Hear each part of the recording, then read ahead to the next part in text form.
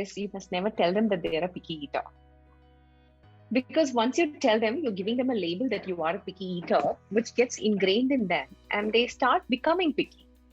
See, because they're picky, you label them, and because you've labeled them, he thinks they're attested for it and they can just go ahead with it. And that gets ingrained into the child. They become even more pickier. The first thing to do is do not tell them that they are picky. Don't use the terminology at all.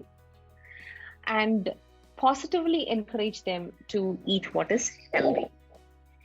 However, if the child is 6+ or 7+, then it becomes a little more easier for the parent to reason out. And always encourage the child to eat by not saying they're picky, number one. Number two, why they must eat, right? Children like to play. So you tell them, hey, look, you know what? If you eat these eggs, it's going to give you a lot of strength.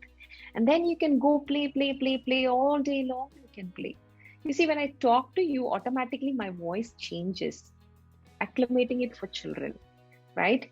You can't go to a child and be very serious and say, hey, look, you have to eat like this, you have to eat like that. I'm a speech language pathologist also, so I'm imbibing those virtues of speech and language therapy into how to connect and communicate with a child.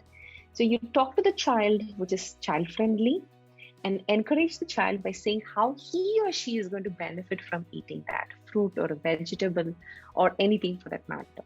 Girl children, they like to look really pretty. Over the years, I've figured out that there definitely is a gender difference. And I certainly see that girls want to look pretty, they like to apply makeup, etc. So if that's what your child's interest is, then you can just say, if you eat a lot of carrots, your eyes are going to glow, right? Carrots are good for your eyes. So if you say it's good for your eyes, they may not really be interested, but if you just add the glow part, maybe they get excited about it, right? So find out what really interests your child, what motivates them to eat. Is it skating? Is it sport? Is it football? What does your child really like?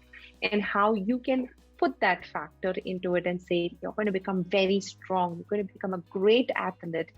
Come on, let's try this. Amma will help you. You don't stand at a point and judgmentally put it across. You are with them and you are going to work on it together. And in that way, you're also co-regulating with your child throughout their meal choices and decisions they're making. So that's how you help someone who's very picky about food to start trying new food, through helping them be positive and not feel judged that they're picky, number one.